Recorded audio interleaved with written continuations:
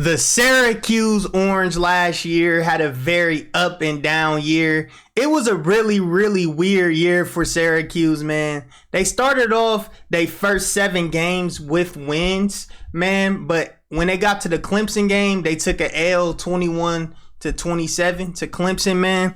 And listen, man, Syracuse, to me, all y'all have to do is be consistent. It seemed like after y'all lost that Clemson game, y'all fell off a little bit, which I don't believe is y'all's fault at all. But I do believe that, that tells me something about like the state of y'all program and the state of y'all coach, because it doesn't make sense. Why after the Clemson game, y'all lose 4 straight games and then lose y'all last games to Minnesota on the last week of the season? That just didn't, that just don't make sense to me. It doesn't, because y'all started off good. Y'all beat Louisville, y'all beat UConn, y'all beat Purdue, which is a good team. Y'all beat Virginia, y'all beat Wagner, and y'all beat North Carolina State, and then y'all barely beat Clemson. So what happened? You feel what I'm saying? But you know what? I respect the Syracuse program, man. I think Syracuse is a great, great football team.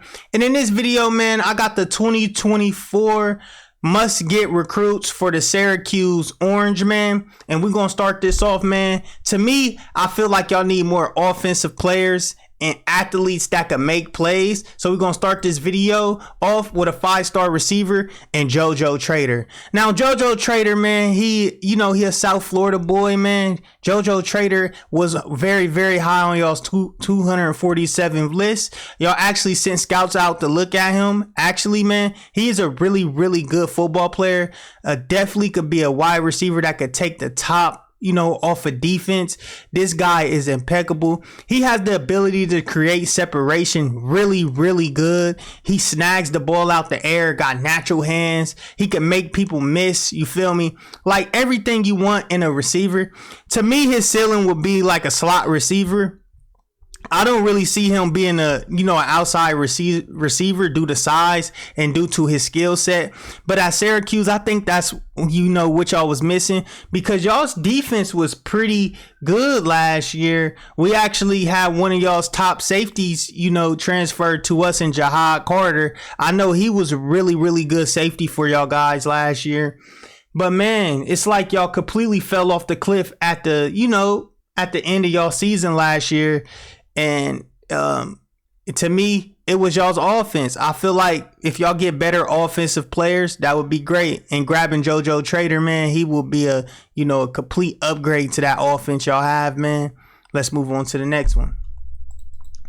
The next player that was high on y'all's board on 247 was this athlete in Quentin Martin. He's one of the best athletes in the nation, man. He's out of Pennsylvania. Y'all competing with a couple schools with him like Penn State, Alabama, Ohio State. Everybody want this guy because he's just a playmaker. You could put him at kickoff return. He could take kickoff returns to crib. You could put him on both sides of the ball. He could play defense really good, safety really good, slot corner really good, and he could play wide receiver. He has the ability to create separation, and when this guy is running, it's unreal because it seems like he's just floating down the sideline. It don't even look like, how you watch Tyreek Hill and you just see straight speed. It's like once Tyreek Hill get the ball, it's a straight missile. You see a missile fly past you.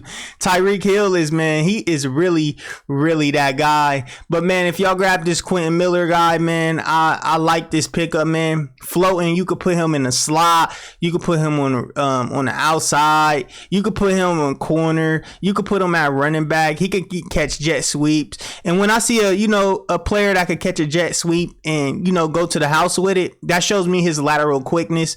I feel like Syracuse need to pick up more athletes on their team with better lateral